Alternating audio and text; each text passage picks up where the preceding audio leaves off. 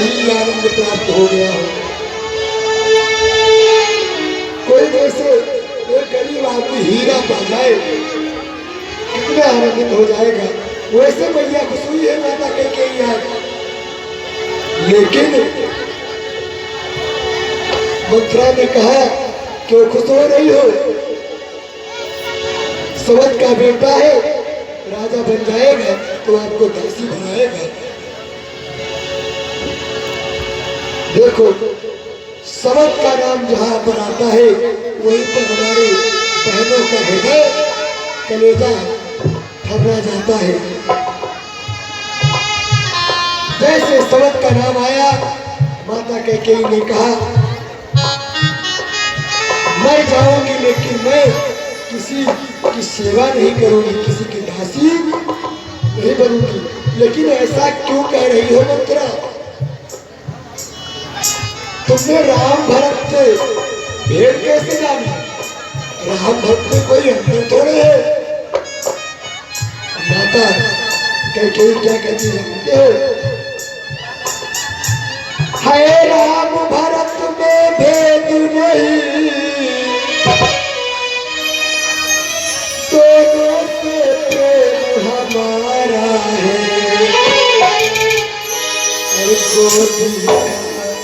भरत दुलारा है तो राम नयन का तारा।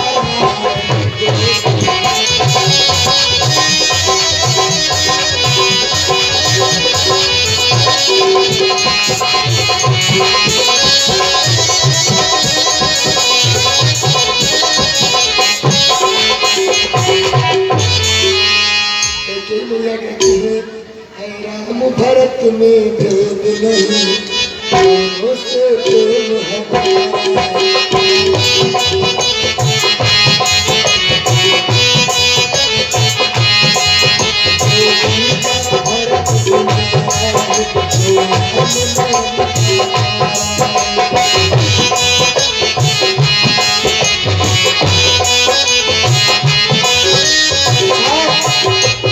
दोनों में कोई अंतर नहीं है।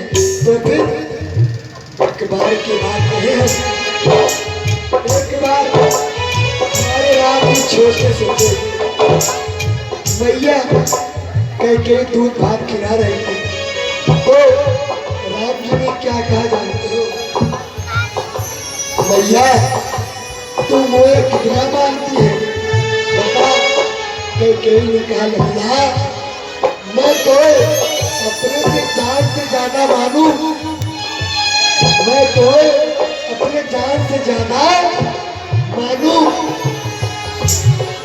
बोल क्या चाहिए, बोले भैया जो मांगूंगा सो देगी तू, बोले हाँ जो लल्ला तू मांगेगा सो मैं तुझे देने के लिए तैयार हूँ, बोल क्या चाहिए।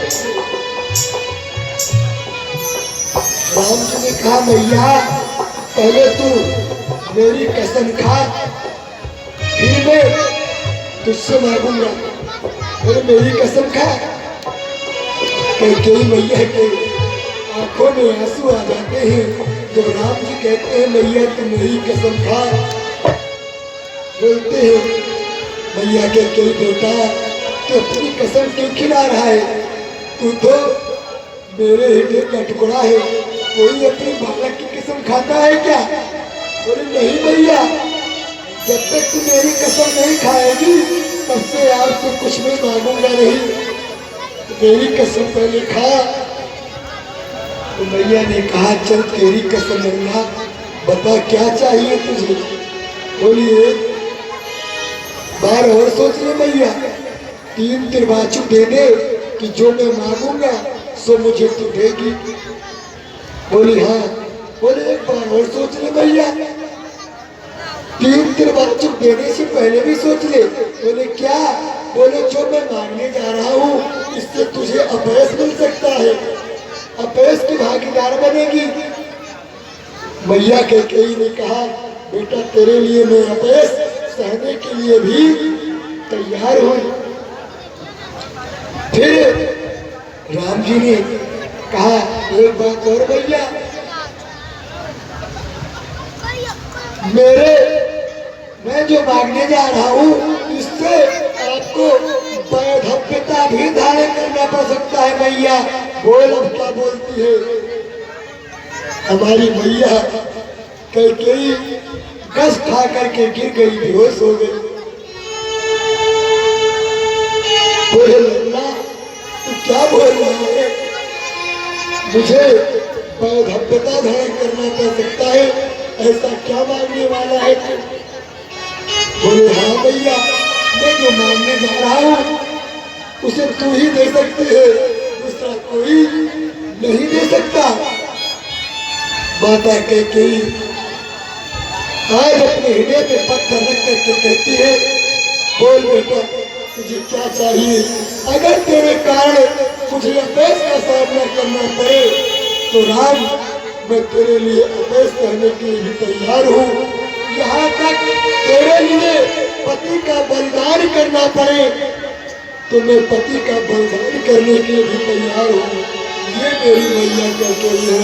इतना राम जी को प्रेम करती थी, लेकिन आजकल लोग कहते हैं माता कैकेयी ने राम के साथ दुर्व्यवहार किया। नहीं प्यारे, कैकेयी मैया तो राम को जान से ज्यादा मानती थी, लेकिन बेवश ये देवताओं को मंजूर नहीं था कि वो राम को प्रेम दे सके, क्योंकि सुर मुनि सब करो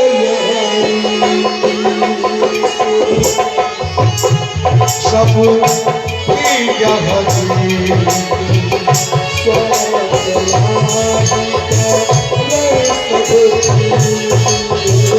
स्वार्थ राज करे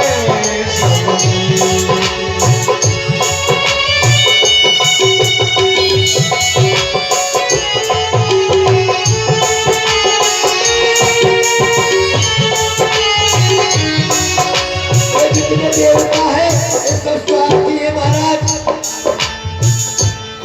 लोग कहते हैं मानव स्वार्थी होता है, मानव स्वार्थी नहीं होता, देवता भी स्वार्थी होते हैं। भगवान ने कहा है सुर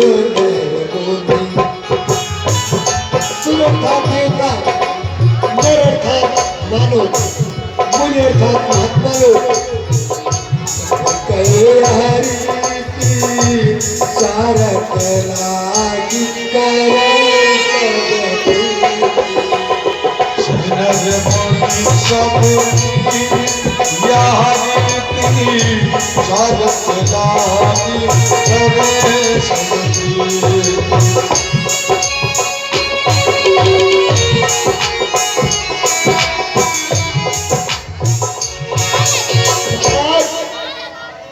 अब राम जी ने कहा मैया क्या मांगना चाहते हो, जानते हो?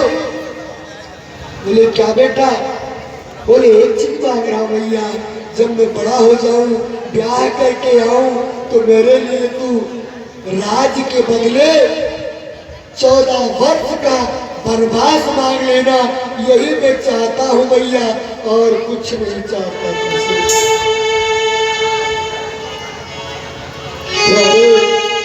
जब हमारे राम जी ने मैया से कहा 14 वर्षों का वनवास मांग लेना, तो मैया फिर बेहोश हो गई।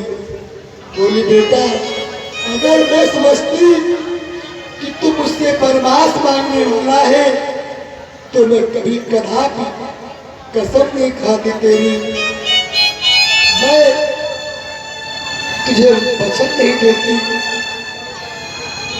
लेकिन जा बेटा, तूने मुझसे जो मांगा सो मैंने दिया। बोले हाँ भैया, और इसको किस तरीके से मांगना है बता दे रहा हूं मैं आपको। सारी बातें राम जी ने पहले ही समझा दी थी कि भैया आपको तो पता है, आपको 2 वरदान पिताजी ने देने को कहा है। अच्छा 2 वरदान कैकेयी को कहा था देने के लिए, देवासुर संग्राम में। अच्छा उसमें कहते हैं कि कैकेयी मैया ने अपनी कानी उंगली लगा दी थी, तो कानी उंगली लगाई क्यों रखा भैया निकल जाता रही तो। अच्छा कानी उंगली कोई लगा दे अगर, ये हाँ बांस का शरीर है, अगर ये कहीं लगा दिया जाए तो क्या रथ का पहिया रुक सकता है? रुकेगा?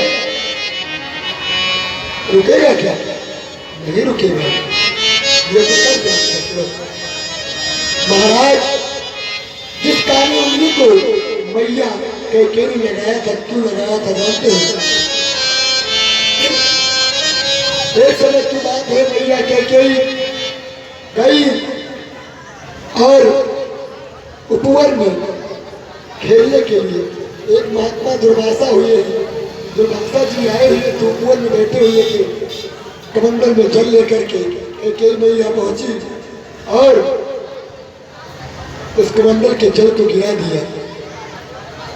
जल को जो ही गिराया, दुर्वासा जी ने श्राप दे दिया, जिस उंगली से तुमने जल को गिराया है, जिस उंगली से जल को गिराया है, वो उंगली तुम्हारी पत्थर की हो जाए। बोलो जय श्री राम। जब देवासुर संग्राम में रथ के पहिए में कील निकल गई, तो जब उस उंगली को कैकेयी मैया ने लगाई तो वो उंगली वज्र की बन गई थी, पत्थर हो गई थी।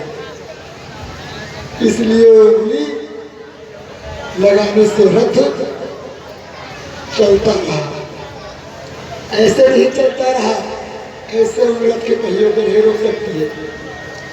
और दूसरा, 14 वर्षों का ही वनवास क्यों मांगा? कारण एक समय माता कैकेयी घूमने के लिए निकली घुड़सवारी पे, और बहुत प्यास लगी उन्हें। खूब जब प्यास लगी तो कहीं जल नहीं प्राप्त हुआ। क्या देखा? 14 ऋषि आ रहे हैं। 14 ऋषियों से कहा, महात्मन मुझे जल प्रदान करें, जल दे दे हमें। ऋषियों ने कहा, जल तो मैं आपको प्रदान करूंगा, लेकिन उसके लिए तुम्हें कुछ देना होगा। बोले क्या देना होगा? बोले भविष्य में तुम ऐसे कुमारों की माता बनोगी जो साक्षात ईश्वर के अंशा अवतार होंगे, लेकिन उनमें से जो तुम्हारा ज्येष्ठ पुत्र होगा उसे मेरे पास भेजना होगा।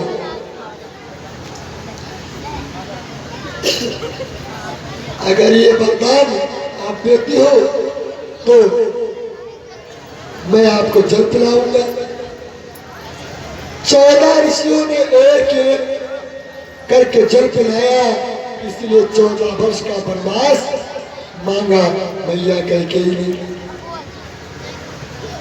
और तीसरी बात, देवासुर संग्राम करके जब दशरथ जी आ रहे थे तो रास्ते में देरी हो गई, तो पंपापुर में उतरी।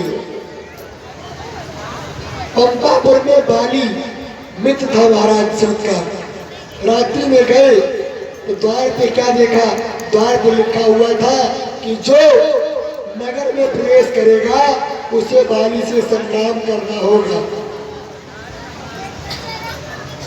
उसे बाली से संग्राम करना होगा। तो महाराज दशरथ जी ने कहा तो मेरा मित्र है। गए, सारी रात रहे, सुबह जब निकले तो बाली ने कहा था, क्यों महाराज आपने रात्रि में देखा नहीं था? क्या लिखा था? बोले लिखा था जो रात्रि में पंपापुर में प्रवेश करेगा वो बाली से उसे युद्ध करना पड़ेगा, तो युद्ध करो। बोले मैं तो मित्र हूं आपका। बोले जो नियम लागू होता है वो मित्र के लिए हो या शत्रु के लिए हो, सबके लिए बराबर होता है। न्याय सबके लिए एक है, दो नहीं। महाराज दशरथ जी ने कहा तो बोले तो एक ही काम हो सकता है, या तो अपना मुकुट यहाँ रख दो और या तो संग्राम करो। महाराज दशरथ जी ने अपना मुकुट वहीं पर रख दिया। जानते थे पानी से विजय प्राप्त कर नहीं पाऊंगा। अब माता कैकेयी ने सोचा अगर कल जब राज्यसभा में वो मुकुट मांगा जाएगा जो कुलदेव का मुकुट है, जो पहनाया जाएगा राजगद्दी पर जो बैठेंगे राम जी, तो कुलदेव का मुकुट मांगा जाएगा। तो वो मुकुट तो पंपापुर में बाली के पास में गिरवी रखी हुई है, तो राज्य कैसे पाएंगे राम जी? फिर अपयश होगा महाराज को गिलानी होगी। इसलिए अगर मुझे अपयश मिल जाए तो कोई बात नहीं, लेकिन महाराज जी को अपयश ये बात हो गई। और एक बात है महाराज, ये सब मत है अपना अपना। महाराज दशरथ के जो महाराज के दशरथ के ब्रह्मकुंड को अर्थात अमृत कुंड को विश्वेश्वरैया ने खींच लिया था, जिससे महाराज दशरथ के कोई संतान प्राप्त न हो, संतान प्राप्ति न हो। और वो अमृत कुंड को खींच करके ले जा करके घर में रख दिया। माता कैकेयी ने उसका पान कर लिया, क्योंकि वो राक्षसी थी जिससे विभीषण जी पैदा हुई। तो क्या हो गए? विभीषण जी कौन है? राम जी के सगे भैया, बड़े भैया। और बड़ा भाई अगर सेवक बना हुआ है तो छोटा भाई यहाँ पे राजा कैसे बन सकता है? इसलिए पहले जाओ बड़े भाई को राजा बनाओ, फिर आकर के यहाँ पे राजगद्दी संभालना। ये गुरु रहस्य है। देखिए प्यारे, संत कहते हैं हरि अनंत हरि कथा आनंद।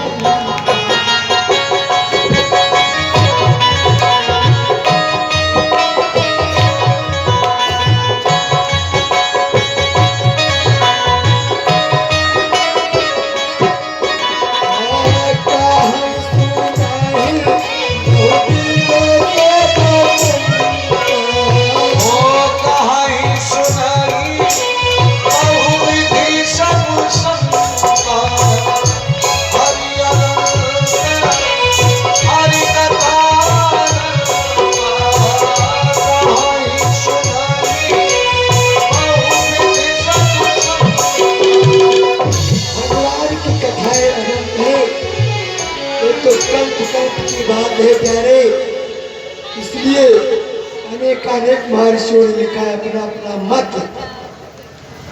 तो आइए पूर्व प्रसंग की ओर चलते हैं।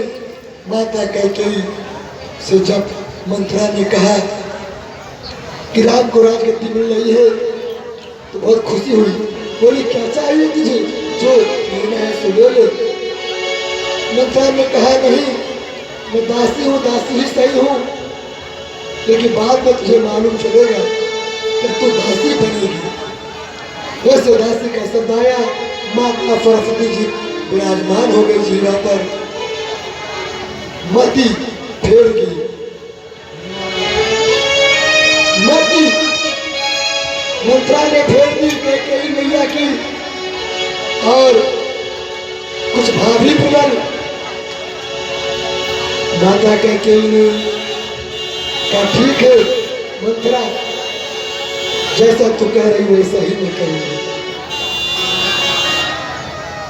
महाराज जी अभी आए नहीं है भवन में। कैकेयी ने कहा मंत्रा से क्या करूं? बोली मैं समझाती हूँ, तुम वही करो। जाओ को भवन में लेट जाओ, श्रृंगार को अस्त व्यस्त कर दो। महाराज जब तुम्हें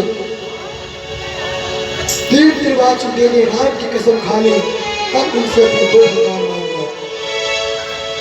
बोली क्या मांगू? बोले मांगना प्रथम में भरत को राजगद्दी और दूसरे में राम जी को 14 वर्षों का वनवास। बोले ठीक है। मैया कह के को भवन में पहुंच गई। को भवन में महाराज दशरथ जी आए, देखे माता कैकेयी तो मिली नहीं। को भवन में पहुंचे, क्या देखते हैं? अस्त व्यस्त,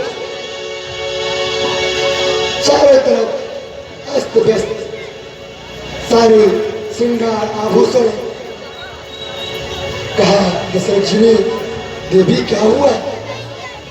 अरे तुम तो राम को बहुत मानती हो और आज तुम्हारे प्यारे राम का भी राज्याभिषेक होने जा रहा है, इसलिए प्यारे,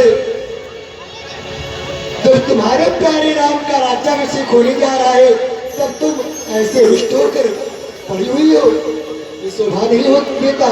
देवी जी उठिए, श्रृंगार करो। कैकेयी ने कहा नहीं, तुम बार बार कहते हो बहुत कुछ दूंगा, बहुत कुछ ले लो, देते कुछ नहीं हो। तो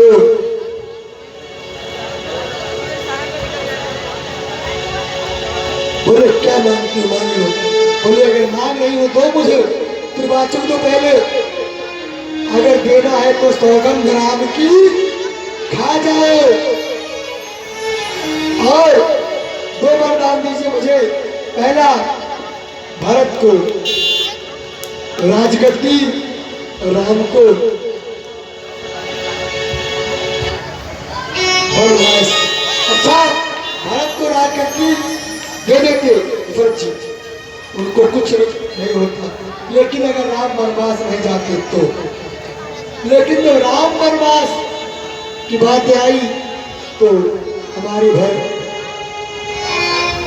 दशरथ जी महाराज गस खा करके गिर गए, दुखी हो गए। बोली हे कैकेयी, तूने क्या किया? तूने आज क्या मांगा है? आज जो तूने मांगा है शायद कोई स्त्री अपने पति से नहीं मांगेगी। तूने प्राण मांग लिए मेरे। तू जानती है कि राम हमारे प्राण है। साधु कहता है कि कई तूने लूट लिया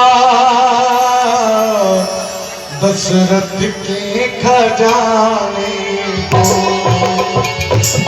कि कई तूने लूट लिया दशरथ के खजाने को, कि कई तूने लूट लिया दशरथ के खजाने को।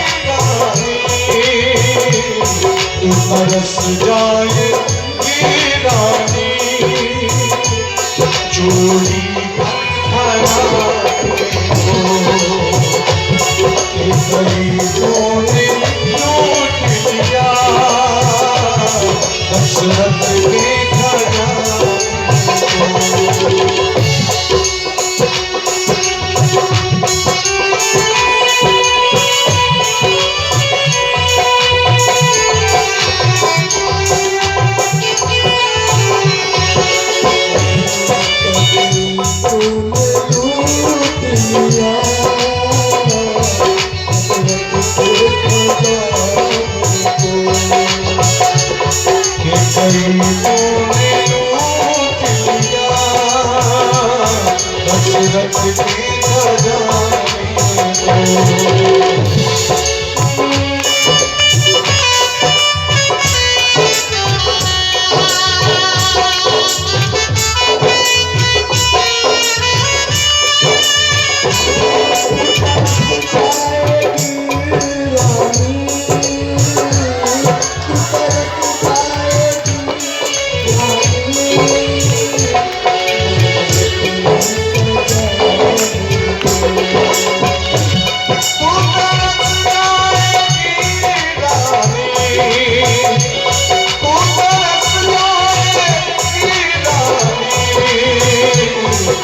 तरस जाए मेरा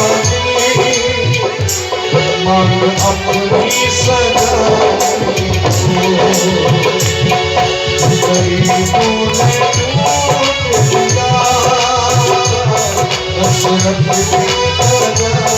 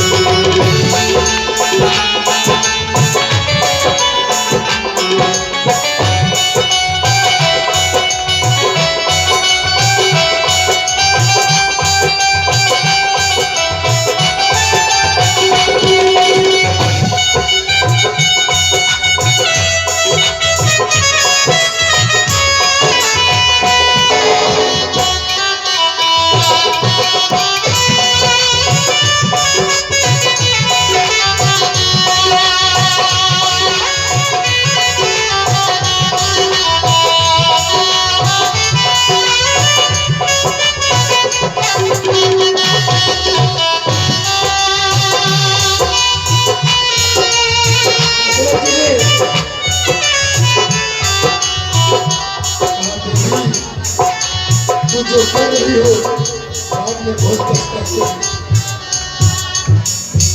महाराज चंचल जी के तरफ से 50 मुद्राएं माता जी के चरणों में भेंट स्वरूप माता जी ने खूब आगे बढ़ाए। महाराज हमारे दशरथ जी फिर हमें देखते हैं। सुबह होती है, सुमन जी द्वार पर खड़े हैं और बेदावली गाई जा रही है। आज राम राजा बनने वाले हैं, लेकिन सुमन जाते हैं अंदर तो क्या देखते हैं, राजा तो मूर्छित पड़े हुए हैं। माता से पूछते हैं, देवी ये क्या हो गया? बोले जाओ राम को बुला लेकर के आओ, राम की आवश्यकता है। राम जी आते हैं, पिता से कहते हैं क्या बात है पिताश्री, आप क्यों मूर्छित हैं, मुझसे क्या गलती हो गई? तो माता कैकेयी से कहते हैं भैया मुझसे क्या गलती हो गई? तो मैया कैकेयी क्या कहती है? कहते हो तुम अपराध जोग नहीं पाता, तुम अपराध